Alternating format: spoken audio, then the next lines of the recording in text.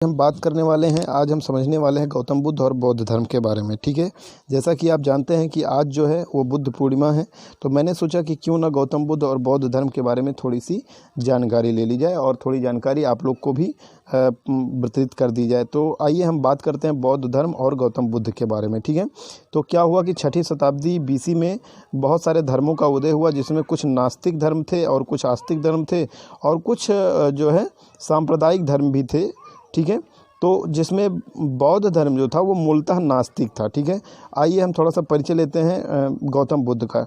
तो इनका जो जन्म हुआ वो 583 BC लुम्बिनी कपिलवस्तु नेपाल में हुआ। ठीक है, और ऐसा माना जाता है कि इनका जन्म जो है इनकी माँ जो है इनकी माता जी अपने मायके से अपने ससुराल जा रही थी और ससुराल जाते समय लुम्बिनी कपिलवस्तु नेपाल में लुम्बिनी नामक स्थान पे इनका जन्म हो गया था रास्ते में ही। और तदुपरांत लगभग 6 दिन के बाद, ऐसा माना जाता है 6 दिन के बाद इनके माता का देहांत भी हो गया था। ठीक है, आइए आगे बढ़ते हैं। और ये BC का मतलब आप समझते ही होंगे, BC का मतलब होता है बिफोर क्राइस्ट, यानी जो सन शुरू होने से पहले की बात होती है उसको BC में लिखा जाता है। यानी 583 BC का मतलब कि 2020 ये चल रहा है और इससे भी 583 साल पहले की बात ये है। ठीक है, तो जो BC में बात होगी वो समझ लीजिएगा कि सन के उतने साल पहले की बात है। ठीक है, आगे है मृत्यु यानी 483, मृत्यु जो इनकी हुई थी वो 483 BC कुशीनगर में हुई थी और 80 वर्ष की आयु में हुई थी। और ये जो कुशीनगर था इसको मल्लों का क्षेत्र माना जाता था और मल्लों का क्षेत्र था भी वहाँ, चूँकि मल्ल प्रजाति के लोग, मल्ल जनजाति के लोग ज़्यादा निवास करते थे, इसलिए वहाँ के लोगों को क्या कहा जाता था, मल्ल कहा जाता था। और उस कुशीनगर देवरिया क्षेत्र को मल्लों का क्षेत्र कहा जाता था। ठीक है, पिता इनके जो थे, पिता शुद्धोधन थे, शाक्य कुल के थे और कपिलवस्तु के राजा भी थे। ठीक है, शाक्य कुल एक बड़ा कुल था और उसके वो राजा भी थे। माता इनकी थी महामाया, कोलीय वंश में, कोलीय वंश की थी, कोलीय वंश की राजकुमारी थी। और चूँकि इनकी माँ का इनके जन्म के बाद जो है देहांत हो गया, तो इनके पिता शुद्धोधन जो है दूसरी शादी कर लेते हैं प्रजापति गौतमी से, जो उनकी मौसी भी थी। ठीक है, और इस तरह से इनके पिताजी दूसरी शादी कर लेते हैं और इनका लालन पालन भी प्रजापति गौतमी जी ही करती हैं। और इनके पत्नी, इनकी शादी भी हो जाती है, 16 साल की अल्पायु में शादी भी हो जाती है, यशोधरा नाम की लड़की से शादी हो जाती है जो इनकी पत्नी हो जाती हैं। ठीक है, और ऐसा माना जाता है कि ऐसा इतने कम उम्र में शादी इसलिए कर दिया गया था, इनके पिता इसलिए कर दिए थे क्योंकि जो है किसी संत महात्मा ने कह दिया था कि जो है ये जो आपका लड़का है ये या तो बहुत बड़ा संत बनेगा या तो बहुत प्रतापी राजा बनेगा। तो इनके पिताजी ये मानते थे कि अगर ये कहीं संत हो जाएगा तो हमारे राजपाट के हमारा देख रेख कौन करेगा। तो इन्होंने क्या किया, अपने पुत्र की कम आयु में ही शादी कर दी और इन्होंने सोचा कि इससे क्या होगा, इसका गृहस्थ आश्रम शुरू हो जाएगा, गृहस्थ जीवन शुरू हो जाएगा और राजपाट जो है इसका देख रेख करने लगेंगे। और अब बाद में फिर क्या होता है, इनको एक पुत्र प्राप्ति होती है जिसका नाम राहुल होता है, उस पुत्र का नाम राहुल होता है। और इस पुत्र को ये एक नया नाम देते हैं, इसको एक बंधन के रूप में समझते हैं, पुत्र को वो एक और बंधन के रूप में समझते हैं, क्योंकि जो है जो गौतम बुद्ध थे वो दुनियादारी से समाज से लोगों से दूर रहना चाहते थे और वो अपना आत्मचिंतन ज़्यादा करते रहते थे। तो इस नाते जो है ये जो रिश्तेदारी वगैरह होता है, रिश्ते होते हैं, इनको वो एक तरह से बंधन ही मानते थे। ठीक है, तो उसके बाद अंततः क्या हुआ कि गृह त्याग यानी 29 वर्ष की आयु में महाविनिष्क्रमण हो जाता है, यानी गौतम बुद्ध जो है अपने गृह को त्याग कर देते हैं अपने गृह का। ठीक है, और ये गृह त्याग क्यों होता है, इसके 4 दृश्य होते हैं, 4 दृश्य के कारण इनका गृह त्याग होता है। जो पहला उसमें से होता है वो वृद्ध व्यक्ति, यानी वो एक वृद्ध व्यक्ति को देखते हैं, एक बीमार व्यक्ति को देखते हैं और एक शव को देखते हैं।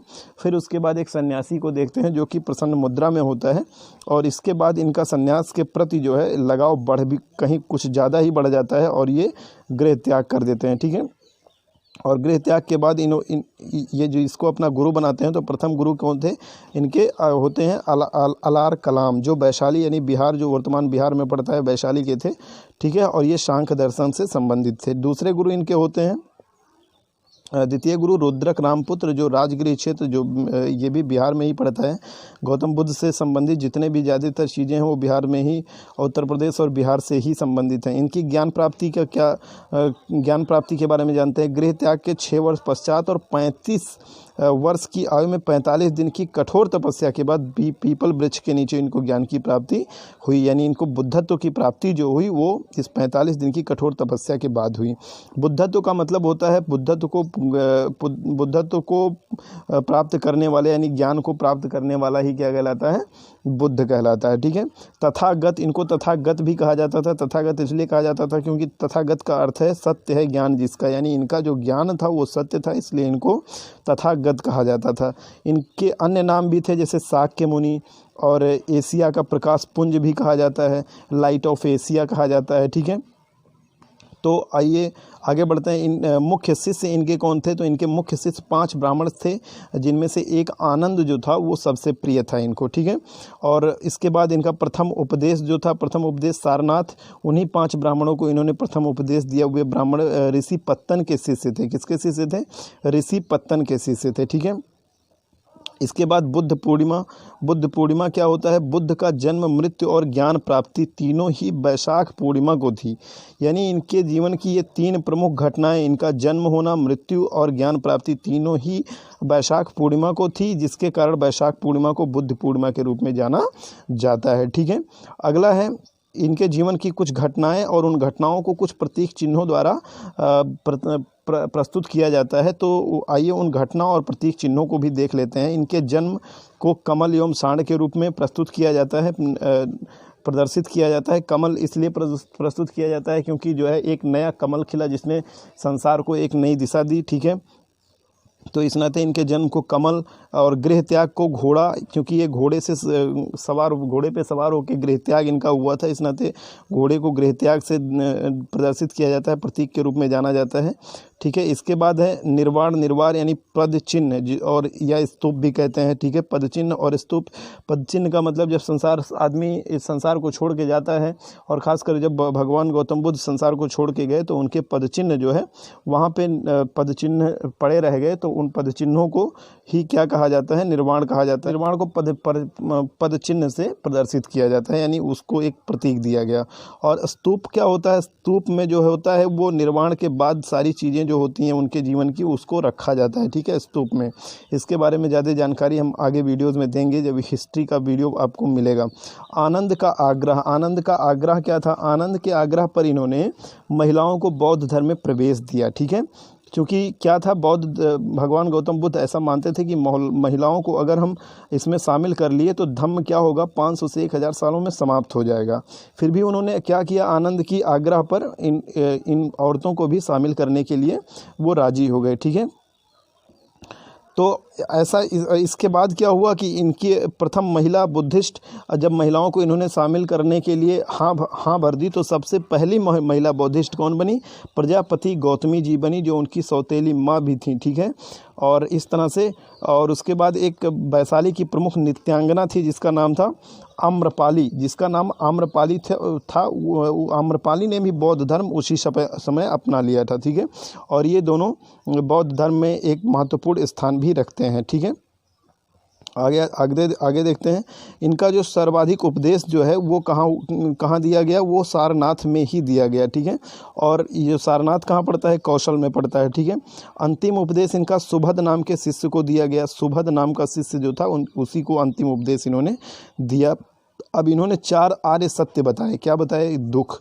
पहला बताए दुख, और दुख जो होता है वो अकेले नहीं आता है, वो दुखों का पूरा समुदाय लेके आता है। यानी दुख जो होता है वो अकेले नहीं होता है, वो दुखों के समुदाय के रूप में होता है। एक जाएगा तो एक आएगा, एक जाएगा तो एक आएगा, एक जाएगा तो 4 आएंगे, ऐसा भी हो सकता है। ठीक है। और इसके बाद दुख का निरोध भी है, यानी दुख को रोका भी जा सकता है, दुख को ख़त्म भी किया जा सकता है, समाप्त किया जा सकता है। और उसके उनको समाप्त करने के कुछ रास्ते भी इन्होंने बताए हैं। ठीक है। दुख निरोध मार्ग जिसको कहा जाता है बौद्ध धर्म में। ठीक है। तो दुख निरोध अष्टांगिक मार्ग, इनसे दुखों का समापन हो सकता है। यानी इन्होंने दुख निरोधक अष्टांगिक मार्ग बताए, जिनसे क्या हो सकता है कि दुख का समापन हो सकता है, दुख समाप्त किया जा सकता है। और वो अष्टांगिक मार्ग क्या है? सम्यक दृष्टि, सम्यक संकल्प, सम्यक वाक, सम्यक कर्म, सम्यक आजीव, और सम्यक व्यायाम, सम्यक संपत्ति। ठीक है। और सम्यक समाधि। ठीक है। आगे देखते हैं। इसके अलावा 10 सील भी बताए हैं जिन्हें नैतिक आचरण भी कहा जाता है, जैसे सत्य, अहिंसा, अपरिग्रह, अस्तेय, ब्रह्मचर्य आदि। ये सब क्या हैं, जो है बौद्ध के जो बताए 10 सील बताए गए हैं वो हैं ये सब, ठीक है। बुद्ध धर्म में त्रिरत्न का पालन करने को कहा गया है। वो त्रिरत्न क्या होते हैं? सबसे पहला है बुद्ध, और दूसरा है धर्म, और तीसरा है संघ। ये जो तीनों रत्न है इनका पालन करने को कहा गया है। इसके बाद इन्होंने कहा कि तृष्णा या लालच की इच्छा, लालची रूपी जो इच्छा होती है को दुख का कारण बताया, और अष्टांगिक मार्ग द्वारा दुख और दुख के कारण को समाप्त करने के इन्होंने उपाय भी बताए। अब बौद्ध धर्म का जो प्रमुख लक्ष्य है, वो प्रमुख लक्ष्य या परम लक्ष्य जो है वो क्या है? निर्वाण की प्राप्ति। निर्वाण यानी जन्म मरण से छुटकारा पाना, और ये बार बार इस मृत्यु लोक में आने से छुटकारा पाना ही क्या है? बौद्ध धर्म का परम लक्ष्य है। उसके बाद दीपक का बुझ जाना। दीपक का बुझ जाना यानी इस संसार को छोड़ के चले जाना, इस संसार से जीवन लीला का समाप्त हो जाना ही क्या है? दीपक का बुझ जाना है। जन्म मरण से मुक्त हो जाना, अभी आपको बताया ही। आदि गौतम बुद्ध की प्रमुख महान और उसकी आदि हैं, और उसके बाद गौतम बुद्ध की मृत्यु को महापरिनिर्वाण कहा जाता है, ठीक है। तो इस तरह से आज हमने कुछ जानकारी आपको गौतम बुद्ध के बारे में दिया। आपको अगर अच्छा लगा होगा तो ज़्यादा से ज़्यादा कमेंट कीजिएगा। अगर आप कमेंट करेंगे तो हम अगर आप कहेंगे कमेंट में तो हम आपको गौतम बुद्ध के बारे में और भी अच्छी जानकारी और देंगे, आगे देते रहेंगे। जैसे जो इनमें आगे चल कर के कुछ शाखाएँ बन जाती हैं, हीनयान और महायान के नाम से, और बौद्ध संगीत सभाओं का आयोजन होता है, उसके बारे में वीडियो देंगे। फिर हम जो है बौद्ध साहित्य के बारे में आपको वीडियो देंगे, ठीक है।